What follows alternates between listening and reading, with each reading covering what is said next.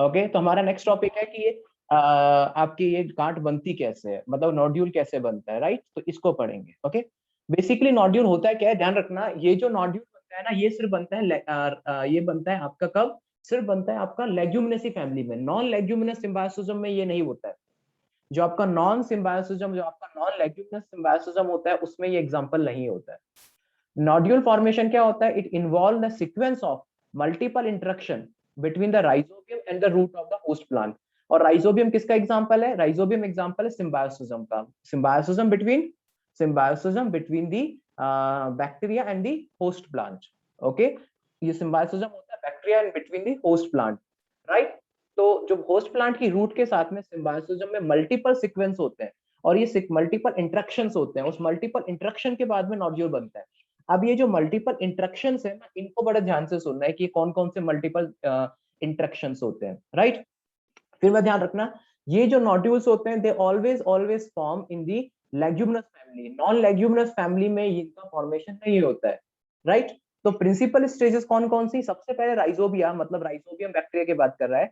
Rhizobium हम single में कहते हैं, अगर प्लूरल है तो राइजोबिया। दे मल्टीप्लाई, मतलब ये ग्रोथ करते हैं and colonise the surrounding of root and get attached to the epidermal root hair cells. मतलब जो आपके राइजोबियम होते हैं वो क्या करते हैं, जैसे कि फॉर एन एग्जांपल, ये रूट के चारों तरफ, रूट की जो रूट हेयर होती है, आपने अगर एनाटॉमी में पढ़ेंगे कि आपकी जो रूट होती है, उस रूट से कुछ हेयर निकले होते हैं। अगर आपने देखा भी हो कभी किसी प्लांट का एक स्ट्रक्चर देखेंगे तो उस रूट में बहुत सारे छोटे छोटे हेयर देखे निकलते, देखे कभी आपने रूट हेयर्स? इशित, प्रणय, देखे कभी रूट हेयर? हाँ सर। ओके, तो वो रूट हेयर के आसपास क्या होता है कि बैक्टीरिया आ जाते हैं और अपने आपके चारों तरफ वहां पे ग्रो करना शुरू कर देते हैं। ठीक है, मैं आपको दिखाता हूँ जैसे स्ट्रक्चर, ये देखिए, ये देखिए बेटा, इसमें देखिएगा पहले में, ये क्या है बेटा, ये है आपका जैसे, ये जो है, ये देखिए, ये रूट हेयर है, राइट। ये क्या है, ये रूट हेयर है, दिख रहा है ना जो निकल रहा है। इसके चारों तरफ ये सोयल पार्टिकल होते हैं, क्योंकि रूट के हेयर के चारों तरफ सोयल पार्टिकल होते हैं और उनके चारों तरफ बैक्टीरिया होते हैं। अब अगर आप यहाँ पे देखेंगे तो स्मॉल स्मॉल आपको बैक्टीरिया दिखाई देंगे, ये देखिए, रूट हेयर के चारों तरफ क्या होता है, स्मॉल स्मॉल बैक्टीरिया होते हैं और ये सॉइल पार्टिकल से कवर होता है।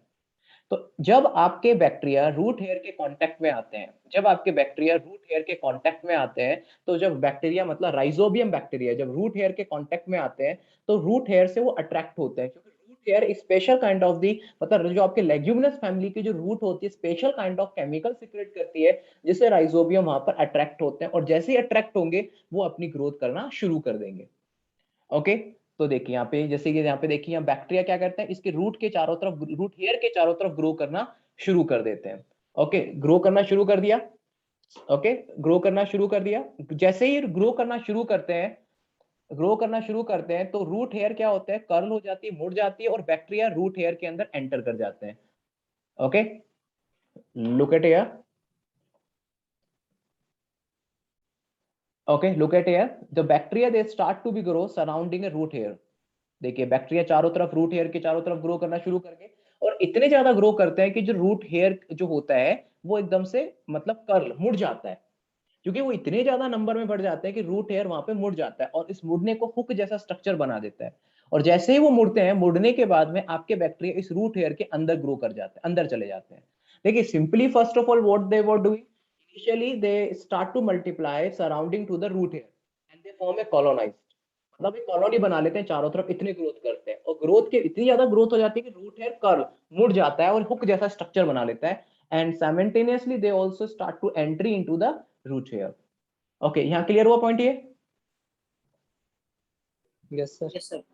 Okay, as infection thread is produce, infection thread का मतलब, अब इन्फेक्शन थ्रेड कौन सा है, ये आपका इन्फेक्शन थ्रेड है, ये दिख रहा है, ये इन्फेक्शन थ्रेड कहलाता है। इन्फेक्शन थ्रेड क्यों, क्योंकि यहाँ पर आपका जो थ्रेड है वो बैक्टीरिया से इन्फेक्ट हो चुका है, जो आपका यहाँ थ्रेड है वो बैक्टीरिया से इन्फेक्ट हो गया, आपका यहाँ थ्रेड बैक्टीरिया से इन्फेक्ट हो गया ना, क्योंकि पहले तो क्या था कि सिर्फ हेयर था, अभी बैक्टीरिया से इन्फेक्ट हो गया है, तो इसलिए इसको बोलते हैं इन्फेक्शन थ्रेड। यहाँ पे रूट हेयर को इन्फेक्शन थ्रेड बोला जाता है क्योंकि वो राइजोबियम से इफेक्ट हो गया। Okay, okay, the infection thread is produced carrying the bacteria into the cortex of root where they initiate the module formation in the cortex of the root. इशित, आपने anatomy पढ़ लिया बेटा? जी सर।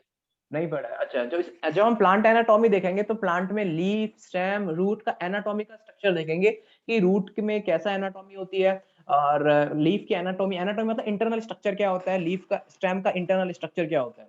तो जब internal structure study करेंगे, जब ये आपको कॉर्टेक्स वगैरह समझ में आएंगे। हालांकि मैंने एक छोटा सा स्ट्रक्चर बना रखा है, जो प्लांट की जो सबसे रूट की सबसे आउटर लेयर होती है, सबसे आउटर लेयर, उसको एपिडर्मिस कहते हैं, और उस एपिडर्मिस से रूट हेयर बाहर निकलती है। ये देखिए, आप अंदर जाइए तो अंदर देखेंगे तो कॉर्टेक्स होती है, मतलब यहाँ बहुत सारी सेल्स का एक और सेंटर होता है, इसको हम कॉर्टेक्स कहते हैं। कॉर्टेक्स मतलब क्या होता है, एपिडर्मिस के बाद की लेयर। ये पैरेन्काइमा सेल्स की बनी होती है, लगातार अपने आप में डिवाइड करती रहती है। तो अगर इनकेस एपिडर्मिस डैमेज भी हो जाता है तो पैरेन्काइमा सेल्स उसको फिल कर देती है। उसके अंदर की तरफ होती है एंडोडर्मिस, यहाँ पे देखिए, यहाँ पर होती है एंडोडर्मिस, ठीक है। और एंडोडर्मिस के बाद में क्या होता है, पेरिसाइकल होती है। और फिर यहाँ पर ये जो आपको दिख रहे हैं, ये आपके वेस्कुलर सिस्टम होते हैं, ठीक है। वेस्कुलर बंडल होते हैं, मतलब जाइलम और फ्लोएम होते हैं। ओके, मैं सिर्फ ध्यान रखिए थोड़ा सा भी, बाहर की तरफ क्या होता है, एपिडर्मिस विद रूट हेयर, ये एपिडर्मिस है, और एपिडर्मिस से क्या निकली होती है, रूट हेयर निकलती है। फिर यहां से यहां तक आपकी क्या कहलाती है, कॉर्टेक्स, जो किसकी बनी होती है, पैरेन्काइमा सेल्स की, जो लगातार डिवाइड करती रहती है। Inside of a cortex there is one strip of endodermis, ये देखिए एंडोडर्मिस होती है, ठीक है। यहाँ पर एक एस्पेन स्ट्रिप्स होती है, जो हम बाद में देखेंगे इसके बारे में। फिर अंदर की तरफ एक पेरिसाइकल होती है, और पेरिसाइकल के अंदर वेस्कुलर बंडल होता है। वेस्कुलर बंडल मतलब जाइलम और फ्लोएम होता है, जिसमें क्या होता है, कंडक्शन हो सकता है वाटर एंड फूड का।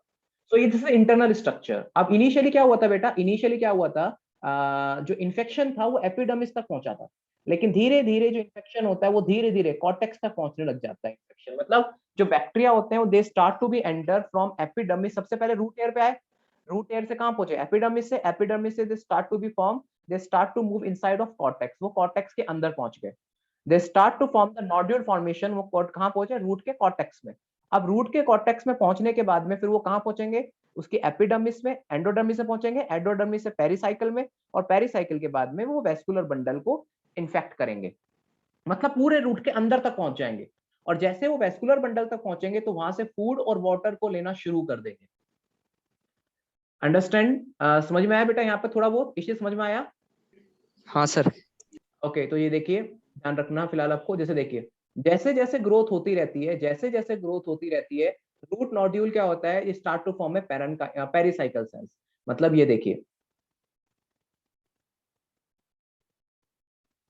ये देखिए, यहाँ पर ये पेरिसाइकल्स होती है, मतलब एंडोडर्मिस के नीचे क्या होता है, पेरिसाइकल, एंडोडर्मिस के नीचे क्या होता है, पेरिसाइकल होती है। समझ में आ गया वो कहां तक, पहले कहां पहुंचा, देखिए, पहले रूट हेयर पे आया, रूट हेयर पे इन्फेक्शन हुआ। अब सोचिए इन्फेक्शन कैसे फैल रहा है, सिंपल लैंग्वेज में समझिएगा। फिर आया एपिडर्मिस के पास में, एपिडर्मिस से कॉर्टेक्स के पास में, कॉर्टेक्स से एंडोडर्मिस से, एंडोडर्मिस से पेरिसाइकल तक, फिर पेरिसाइकल से लेटर ऑन कहां पहुंचता है, वेस्कुलर बंडल तक, ठीक है। तो पेरिसाइकल तक पहुंच चुका है।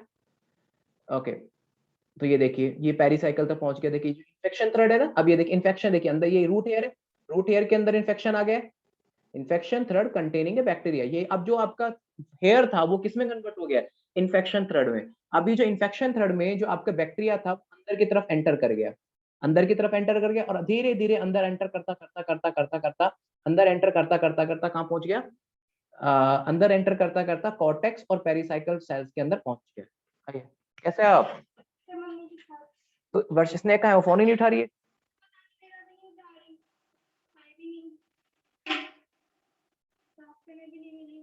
नहीं, अगर होती तो फोन तो उठाती कभी ना कभी। तो बेटा अब टाइम देखो, आप किसी के भरोसे आप अपना टाइम खराब कर रहे हो।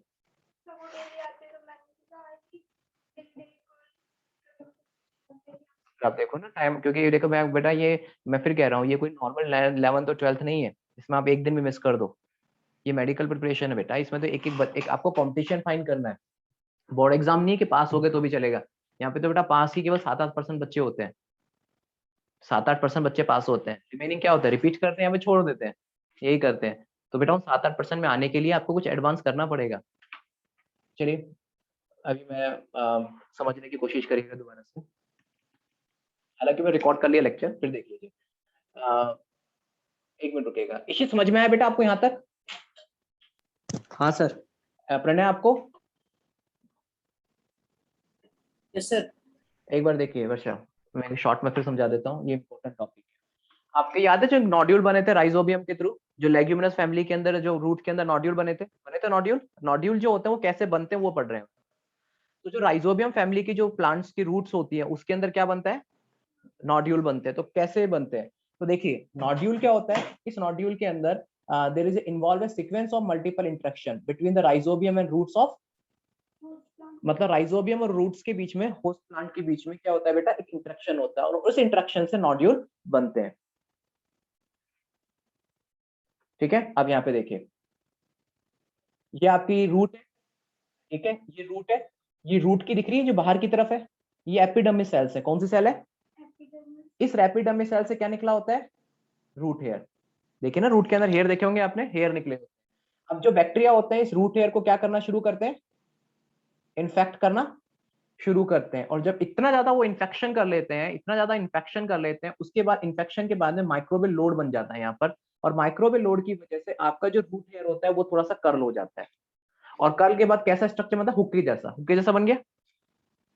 ओके, लेटर ऑन अब ये अंदर की तरफ वो इन्फेक्शन जाता है, मूव करता है, मतलब इन्फेक्शन रूट हेयर से एपिडर्मिस। ये देखिए ये आपका एनाटॉमिकल स्ट्रक्चर है। बाहर का लेयर कौन सा है, और अंदर की तरफ होती है कॉर्टेक्स सेल्स, जिसे हम पैरेन्काइमल सेल्स कहते हैं। ये अंदर की तरफ होता है कॉर्टेक्स। कॉर्टेक्स के अंदर क्या होता है, एंडोडर्मिस। एंडोडर्मिस के अंदर क्या होता है, पेरिसाइकिल। और पेरिसाइकिल के बाद क्या होता है, फ्लोएम एंड जाइलम, मतलब वेस्कुलर बंडल होता है। अब ये इन्फेक्शन क्या होता है, धीरे धीरे रूट हेयर से कहां पहुंचेगा, एपिडर्मिस, एपिडर्मिस से कॉर्टेक्स से एंडोडर्मिस, और एंडोडर्मिस से पेरिसाइकिल, और पेरिसाइकिल से वेस्कुलर बंडल। एक बार वेस्कुलर बंडल तक पहुंच गया तो उसको खाना पीना भी मिल जाएगा, क्योंकि जाइलम और फ्लोएम क्या करते हैं, फूड एंड वाटर का कंडक्शन करते हैं। यहाँ पे देखिए, तो यहाँ पर पढ़ रहे थे कि आपका जो यहाँ पर जो ग्रोथ होती है वो कहां तक होती है, inside to inner cortex and pericycle cell. ठीक है, कहां तक पहुंच गया, कॉर्टेक्स से होता हुआ पेरिसाइकिल तक। समझ में आ गया।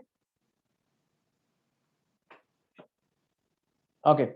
Then the bacteria are released from the thread into the cell, which lead to differentiation of specialized nitrogen fixing cells. अब क्या होता है बेटा, जैसे ही वो पेरिसाइकिल्स में पहुंच गए, जैसे ही वो पेरिसाइकिल्स में पहुंच गए, तो अब वो बैक्टीरिया पेरिसाइकिल से बाहर निकल कर आते हैं और special kind of the cells का फॉर्मेशन करते हैं जो कि सिर्फ नाइट्रोजन फिक्सेशन करेगा।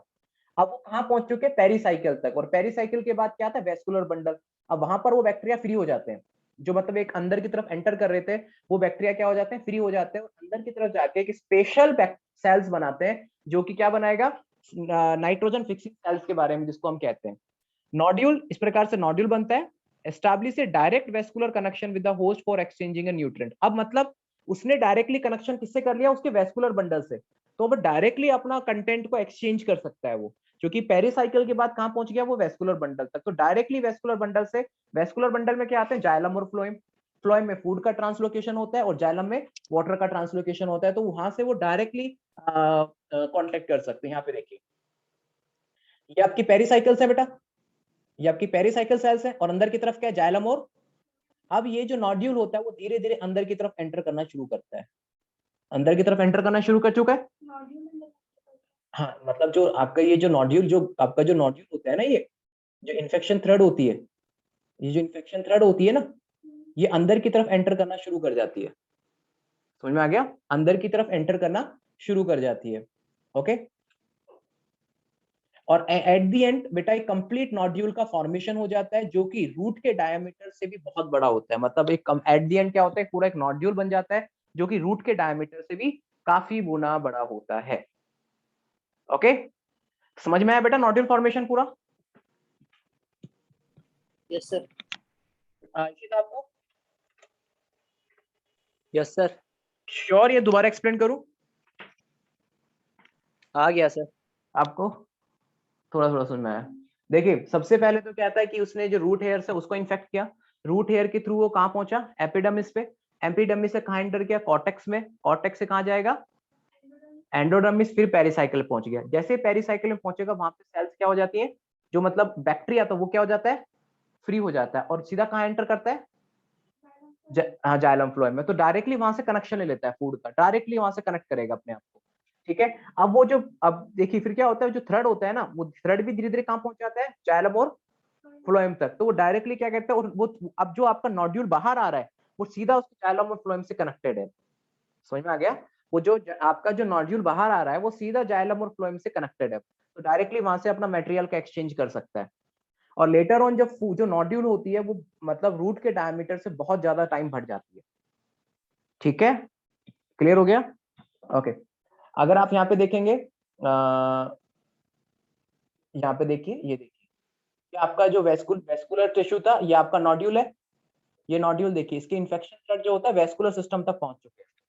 ठीक है, ओके, पहले आप नोट कर लीजिए इसको, इधर इसको ओपन कर देता हूं, बंद कर, नोट कर लीजिए बेटा, ऊपर लगा दो। ओके, इसको नोट कर लीजिए, नोड्यूल फॉर्मेशन नोट कर लीजिए बेटा पहले इसको। ओके, कॉपी कहाँ है आपकी जो आपने सॉल्व किए मेरे क्वेश्चन, इसको नोट कर लीजिए। ठीक है ठीक है, वो आपकी और जैसा आपको, अब आपको पता चलेगा ना कितनी मिस्टेक कर रहे हो, पता चलेगा ना खुद को डेली, तो कि कम से कम आप जो पहले पेज पे जो आपने मिस्टेक की वो सेकंड पेज पे कम होनी चाहिए, होनी चाहिए ना। तो आपको खुद को पता चलेगा कि कहाँ मिस्टेक कर रहे हो, और अगर आप यहाँ पर अपने आप को इम्प्रूव कर लो तो पेपर में इंप्रूवमेंट नहीं आएगा अपना। आपके पहले कितने सही हुए थे, गलत हुए थे 7-8, अब कितने हुए 12 बहुत ज्यादा होता है बेटा, 12 बहुत ज्यादा नहीं, बहुत ज्यादा होते हैं 12। आप सोचिए अगर आप यहाँ पर आप कम करने लग जाओ तो ऑटोमेटिकली आगे कम नहीं हो जाएंगे। वो नेगेटिव ऐसे कम नहीं होती है, कहने से कम नहीं होती कि आज की अब की बार हम नेगेटिव कम करेंगे, कहने से कम नहीं होती है, ये डेली कम प्रैक्टिस करोगे जब जाके प्रैक्टिस कम होती है, प्रैक्टिस से कम होती है बेटा, कहने से कोई चीज कम नहीं होती कभी भी। Pranay, yes sir. बेटा आपको जो मैंने जैसे शीट दी थी ना उसमें कितने क्वेश्चन गलत हुए, किस मिस्टेक से हुए, वो डेली आपको भी इस तरीके से लिखना है। ये सर लिख के भेज देता है सर मैंने। हाँ तो थोड़ा सा क्लियर लिखो ना ताकि मुझे दिखाई दे। Okay sir. और इशित बेटा आप भी करिए प्रैक्टिस। जैसे मैं ठीक है आपको एक सर। जैसे एक इन्होंने वर्षा ने काफी अच्छे तरीके से किया है, एक वर्षा ने काफी अच्छे तरीके से किया है, मैं एक रेफरेंस के लिए इनकी आपको एक फोटो भेजूंगा मैं, ठीक है, रेफरेंस के लिए एक फोटो भेजूंगा, आप उस तरीके से करेंगे तो आपकी आपकी प्रैक्टिस अपने आप सही हो जाएगी। Okay sir. ठीक है,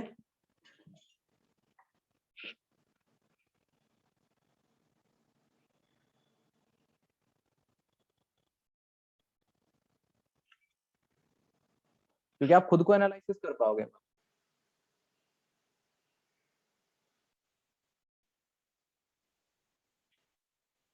बिलीव मी बेटा, अगर आपने ऐसी प्रैक्टिस मेंटेन की ना, ठीक है, आप 12th में सेलेक्ट हो जाओगे। बट वही है, आप कितनी मेहनत करते हो, कितना अपने आपको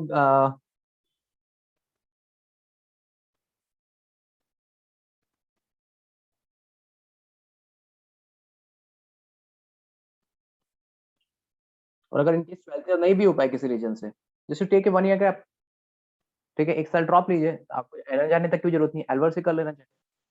ठीक है, आप एक साल ड्रॉप लीजिए, आपका सिलेक्शन हो जाएगा अगर आपने जो वर्क किया है।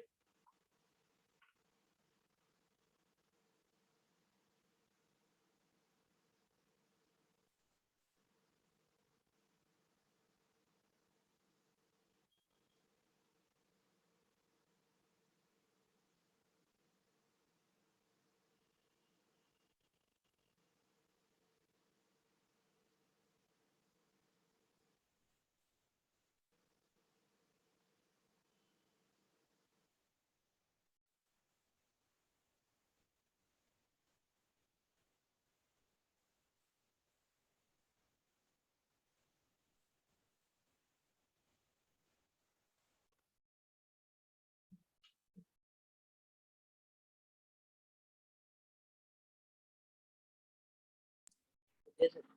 ओके बेटा, वर्षा कर लिया बेटा, गर्मी सर्दी तो छोड़ दो अभी, बाहर जाओगे ना कहीं पे भी वहाँ लाइट तक नहीं मिलती, कई बार बच्चे अंधेरे अंधेरे में पढ़ते हैं, तो ये तो आदत डालना।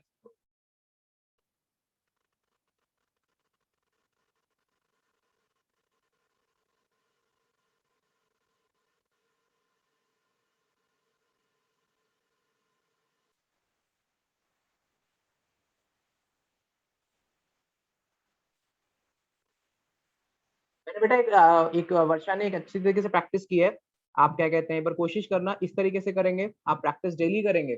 I know it's a time taking process, but उस तीर को मैनेज करके कर रहे हो, मतलब ये ड्रॉ कर लेना। It's a time taking process जो वर्षा ने किया, no doubt, I understand, it's time taking process. लेकिन क्या है कि आप ओके, टाइम टेकिंग प्रोसेस है, बट डेली अगर आप इस तरह से अपने काम को मैनेज करोगे, will be really better for you.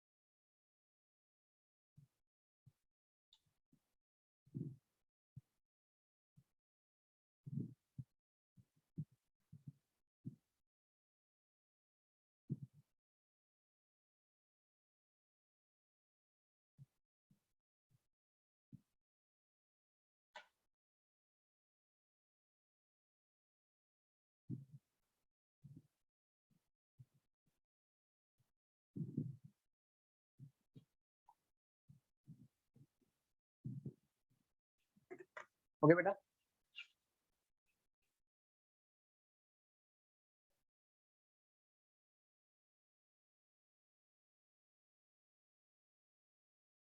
चलिए ऑलमोस्ट सेम है, जस्ट आप अपने तरीके से बना सकते हो। अब उन्होंने क्या किया, एक बैक्टीरिया को क्या छोटा कर दिया और सॉइल को थोड़ा बड़े पार्टिकल्स में कन्वर्ट कर दिया। बैक्टीरिया बहुत छोटे छोटे और सॉइल थोड़े से बड़े हैं। आप किसी को एक मार्क कर दो हल्का सा, ताकि समझ में आ जाए। ड्रॉ कर लिया इशित आपने डायग्राम? हाँ सर। प्रणय आपने?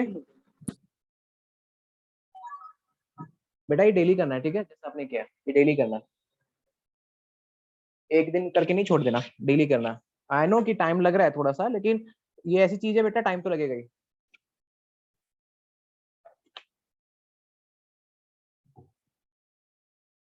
Okay sir. Okay okay, problem तो नहीं है स्नेहा के साथ जो एब्सेंट हुआ है जो? क्योंकि मैंने उसको कॉल किया 3-4 बार, उसने उठाया नहीं फोन।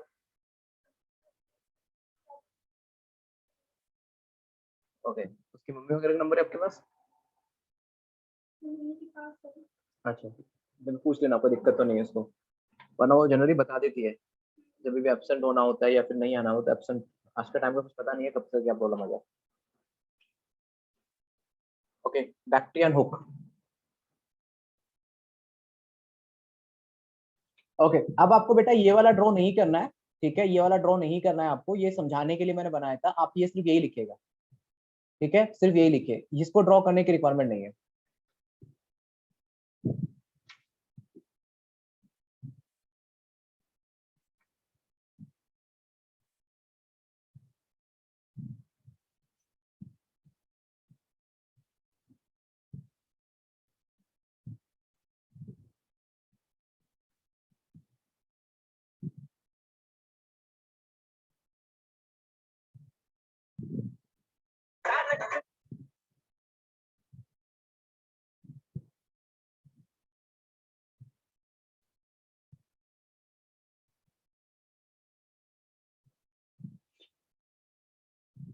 कॉपी खत्म? कितनी कॉपी खत्म होगी बायोलॉजी में? हो गई खत्म, सिर्फ इसी के लिए?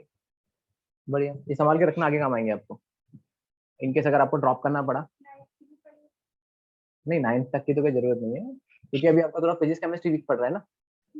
तो अगर आपको इनकेस फिजिक्स केमिस्ट्री चाहिए बेटा सिलेक्शन के लिए, अगर इनकेस इस साल सिलेक्शन नहीं होता है आपका, तो आपको एक साल ड्रॉप जब भी करोगे आप, तो सारे नोट्स काम आएंगे आपके, ठीक है, ये सारे नोट्स काम आएंगे। और भी वहीं पे सेम प्रैक्टिस ही होगी, लेकिन कोई आपको इतना माइनर लेवल पे प्रैक्टिस नहीं करा सकते, क्योंकि हम बच्चे बहुत ज्यादा इकट्ठे हो जाते हैं, ठीक है। अब ये डायग्राम ये ड्रॉ कर लेना नीचे वाला, ठीक है। तो फिर आपको इतनी माइनर लेवल प्रैक्टिस नहीं करा सकते बेटा वो।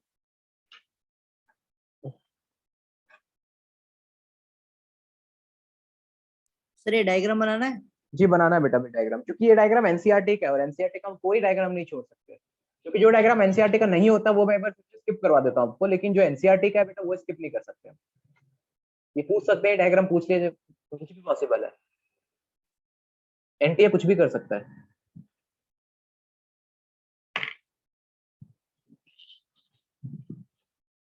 ये ऐसा तो नहीं सो गई हो, सो गया तो डांट खाएगी वो।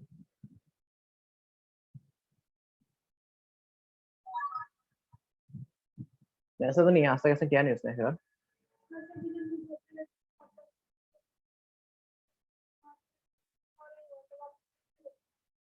अब आ जाएगा,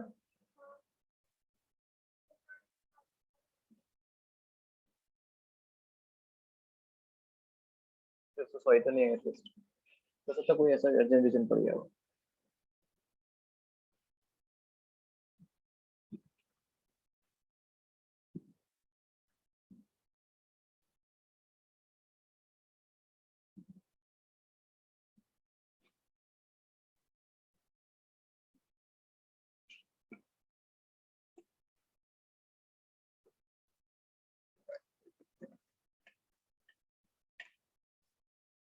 हो गया नोट बेटा, ड्रॉ कर लिया।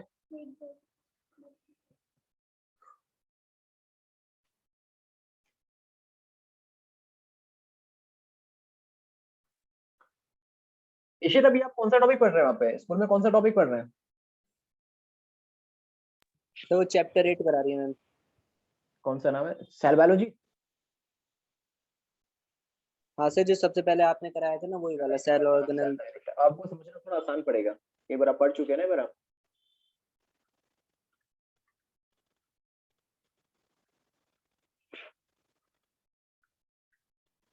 हो गया सर। हो गया, आपका हो गया? ओके जल्दी करिए। अब आपको cell the unit of life समझना बहुत आसान होगा, क्योंकि एक बार आप पढ़ चुके हो, क्वेश्चन भी सॉल्व कर चुके हो, एग्जाम भी दे चुके हो, काफी कुछ कर चुके हो बेटा आप। आपको बहुत आसान लगेगा। अब समझ में आ रहा है आपको, आप स्कूल में समझ में आ रहा है सेल द यूनिट ऑफ हाँ सर। लाइफ? वहाँ पे आपको जो स्कूल में पढ़ाते हैं केवल 11 पॉइंट ऑफ व्यू से, कि निट के बारे में भी थोड़ा नॉलेज देते हैं? नहीं सर, 11 पॉइंट ऑफ व्यू से पढ़ाती है, बस थोड़ा बहुत ज्यादा बता देती है मैडम, और कुछ नहीं। हाँ ज्यादा बता नहीं सकते बेटा, क्योंकि क्या है कि टाइम नहीं मिलता कई बार, वरना फिर आपका 11th का रह जाएगा।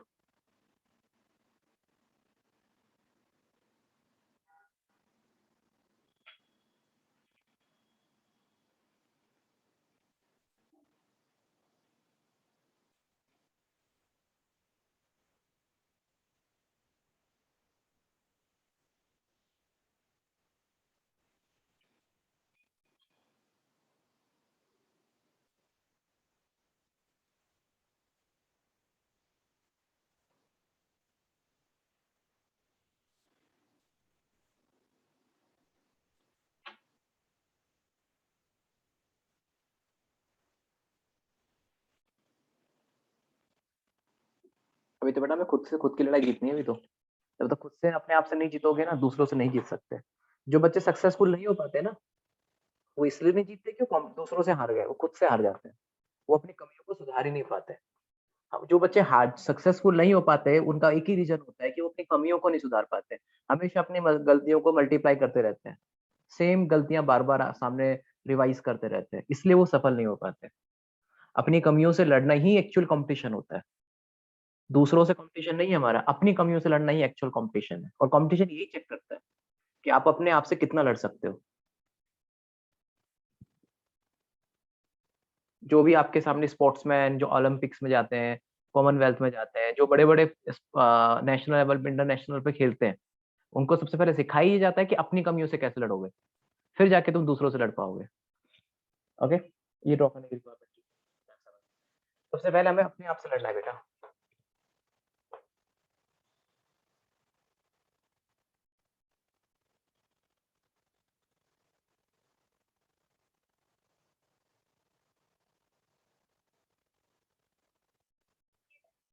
हाँ ये डायग्राम, ये तो बस वैसे हल्का सा ही छोटा सा बना लेना। ये एनसीईआरटी का है, तो एक्चुअली कोई एक सीरीज में पता रहेगा आपको दिखाना। ठीक है।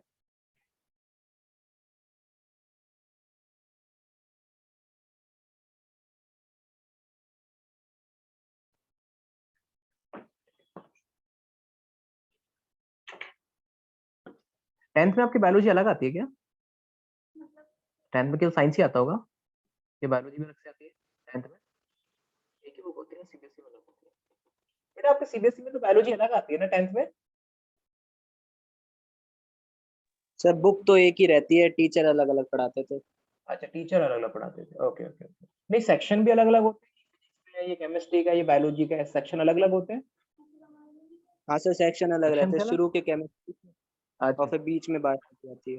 नहीं वही मैं आपसे पूछ,